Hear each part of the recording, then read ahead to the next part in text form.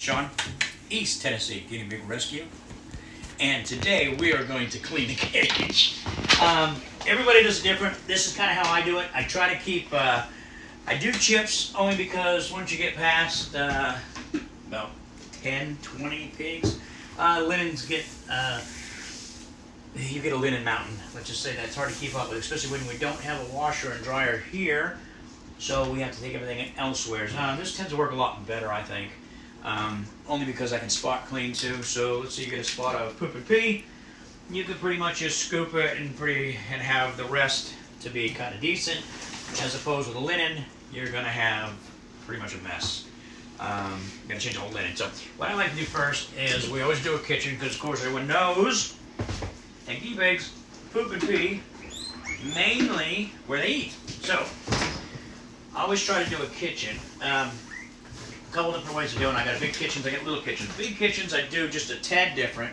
As a matter of fact, I'm going to empty this one. Be right back.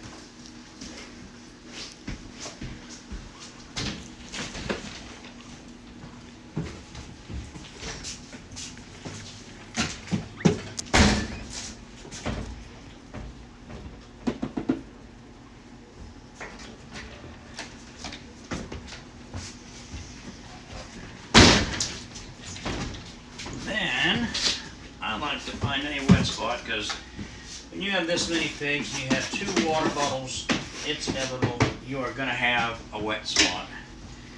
And I try to keep any veggies that they did have. But instead of pulling all the pigs out, a couple different ways to do this. Some people like to, oh, hi pregnant girl. Some people like to pull all the pigs out, clean the pen. I like to do mine kind of half and half. So what I'll do is I'll start with the kitchen side, then and you can do it any way you want. You can do it with a vacuum. I have a vacuum I do it with at home. The only problem is with the biggest vacuum that I could find, you can only get about 1 pen per load, so you're constantly emptying out your vacuum. I find that scooping it works great, and then vacuuming the residual. But and it's not as bad as you think. This is 2 foot by 6 foot, and it tends to clean pretty quick if you don't lose your broom,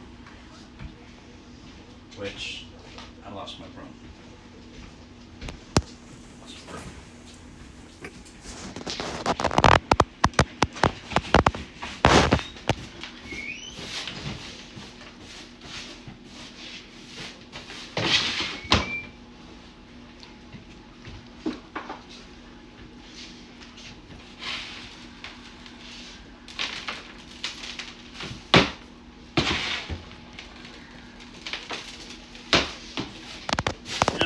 Get to this spot, and this allows me to give them somewhere to go while I'm finishing the rest. Now I can find my chips. I am so unorganized today.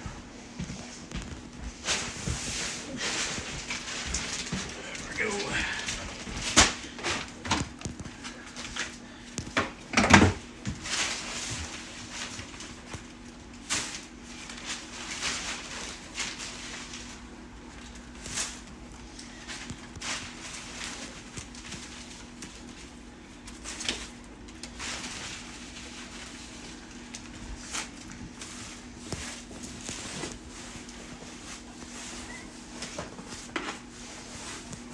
And usually you don't have to go too thick, just an inch or 2 gives a nice base because they're going to mat it down when they walk on it.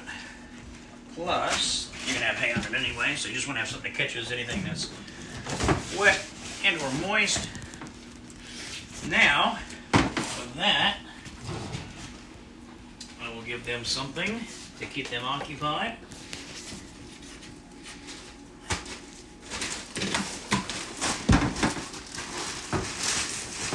And I'll start first layer so they can go on this side while I'm cleaning that side. And like I said, there's all different ways to do this. I prefer the chips. Just easier when you have as many as we have. I find it just a bit easier to clean. The only downfall is you're gonna have two, maybe three. One, very dusty. This happens. Two, tends to make a small mess or big mess like me. If you're as messy as I am. Poor Tubby can't get in there. She's pregnant. Watch out, honey. Watch out. But we have such an odd situation here. For some reason they love under the stairs.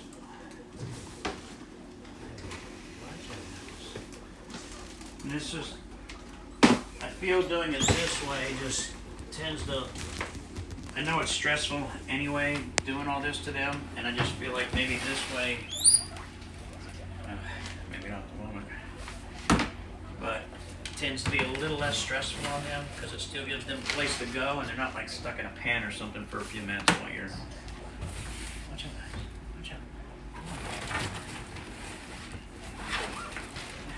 While you're trying to get their pen clean.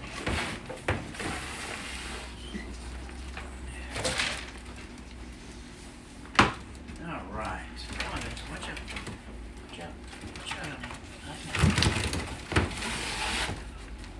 And that was probably the funniest thing I've ever seen because I've never seen a turtle try to run before. All right. Give it a sweep. Pick up all the little black Tic Tacs. Just don't need them.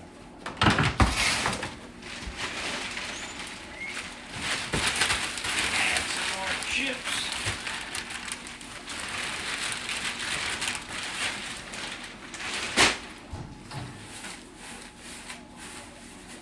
I'm still kind of at a loss what to do in this corner, only because in about 10 minutes, they will have almost everything under the stairs out in the middle. So, I haven't decided if I should go up, build it up higher, and let them kick it out, or just let them figure it all out. But it seems to be that it doesn't always last that long. So, I give them something to walk on, and then once again, as you can see, it's super dusty. And I just give it a quick old swisher here. Didn't taste so good. And this one, you go babies. And I have one long, over.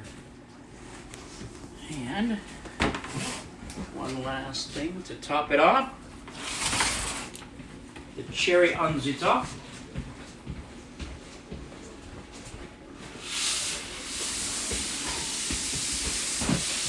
And we buy our Timothy hay from a local farm and our chips, which is awesome. So we can get them in bales at a time. These little buckets work fantastic.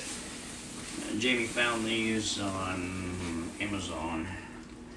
And I'm not 100% sure what they are, but they're fantastic. One whole bale of hay fits in this. Usually what I do is I put a bale of hay in there and then cut the bands on it, and it pretty much just falls right in place. So these work really good for that.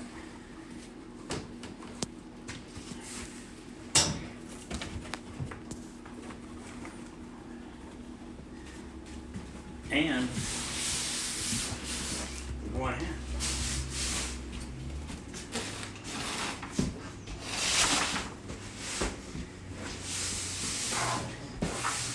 Now, of course, the difference with this one is that this one is an L-shaped two-sided, so it takes a little more cleaning, but pretty much the same thing. I try to do them all at the same time, only because that way I know come Monday, Tuesday that it's been a 3-day pan and that they're all 3-day pans. Some things are dirtier than others, so some pans are going to be worse than others. But even though it looks clean on the top, it doesn't mean it's not clean.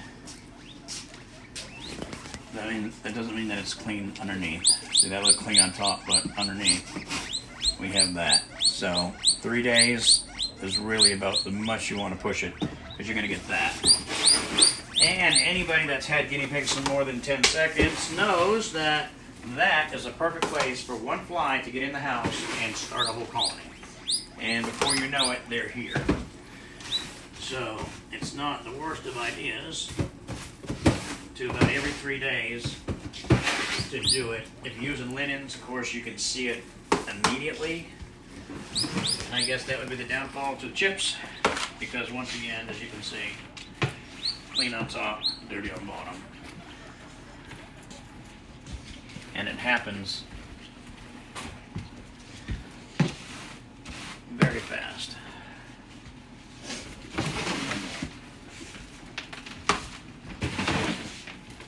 So I just got a bucket from Walmart, or an old garbage can from Walmart, and